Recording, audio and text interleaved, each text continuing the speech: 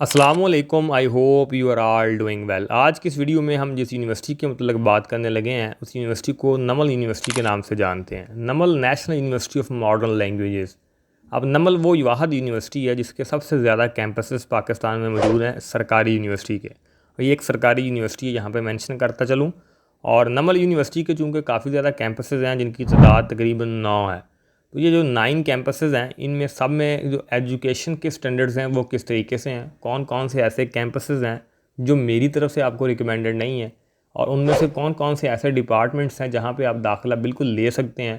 तो ये तमाम चीज़ें मैं आज इस वीडियो में जो बुनियादी सवाल आते हैं नमल को लेकर वो मैं आपके डिस्कस करूँगा। बाकी इससे पहले भी मैंने लास्ट ईयर भी नमल के ऊपर एक वीडियो अपलोड की थी जिसमें मैंने मेनली इनका इस्लामाबाद कैंपस कवर किया था। बाकी इस वीडियो में मैं इस्लामाबाद से लेकर तो बाकी भी जो कैंपसेस हैं मोस्टली वो कवर करूँगा इंशाअल्लाह ताला।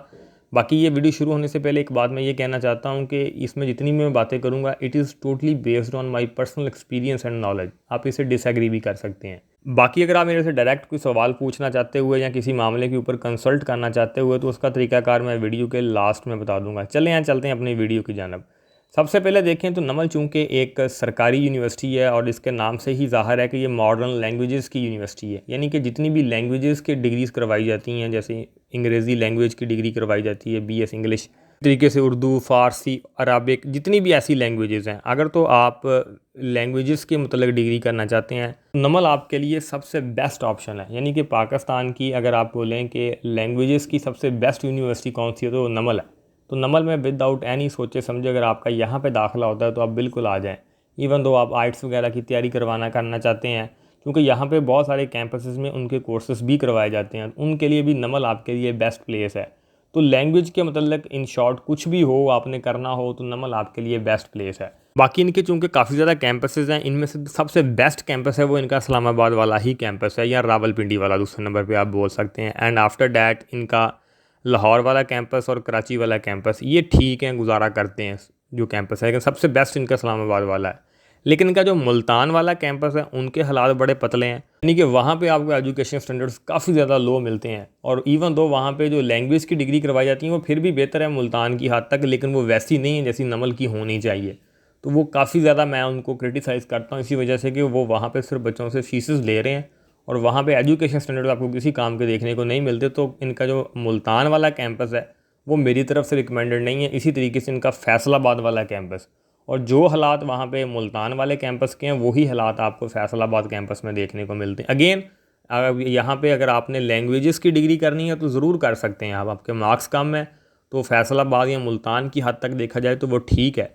लेकिन अगर आप इनको इस वजह से चूज़ करें कि मेरे करीब हैं और आपका दाखिला इस्लामाबाद में भी होता हो और फैसलाबाद में भी होता हो, तो कभी भी आप फैसलाबाद या मुल्तान में फिर दाखिला मत लीजिएगा, चूँकि इनके वैसे फिर वहाँ एजुकेशन स्टैंडर्ड्स नहीं मौजूद।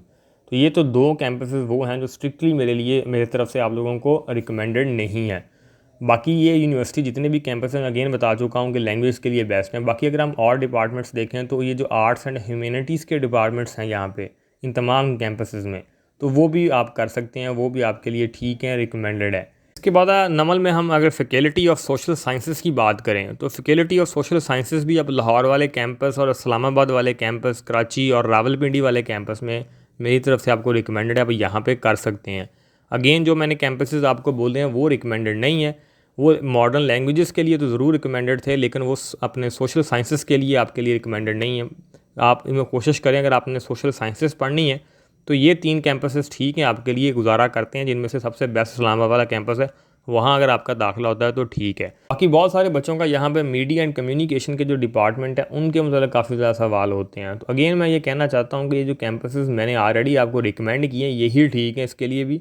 बाकी आप जो बाकी हैं उसमें आप दाखिला ना लें। बाकी इंटरनेशनल रिलेशंस के लिए जो नमल यूनिवर्सिटी है वो कोई बेस्ट प्लेस नहीं है, ये मेरी तरफ से रिकमेंडेड नहीं है इसका कोई भी कैंपस आप। और इसी तरीके से और भी यहाँ पे कुछ डिपार्टमेंट्स खोले गए हैं, क्योंकि यहाँ पे भी बहुत सारे बच्चों का मकसद ये होता है कि उन्हें नमल में आना है, चाहे किसी डिपार्टमेंट में दाखिला हो जाए, नमल का माहौल देख के या नमल का वो सारी चीज़ें देख के। और होनेस्टली स्पीकिंग नमल वाले जो माहौल के ऊपर भी बहुत ज़्यादा अपने पैसे जनरेट करते हैं, जिस तरीके का माहौल वहाँ पे दिया जाता है बच्चों को, तो वो माहौल इन्जॉय करने के लिए बच्चे मोस्टली नमल चले जाते हैं। क्योंकि हमारे यहाँ होनेस्टली स्पीकिंग यूनिवर्सिटी जो है वो पैसा कमाने के ऊपर ज़्यादा तवज्जो दे रही हैं, उनकी जो एक्चुअल स्टडीज़ हैं उनके ऊपर तो तवज्जो है ही नहीं। हमारे मुल्क में यही तो सबसे बड़ा मसला है। उसके बाद अगर हम इनकी इंजीनियरिंग एंड कंप्यूटिंग की बात करें तो नमल का कोई भी कैंपस आपके लिए आइडियल कैंपस नहीं है।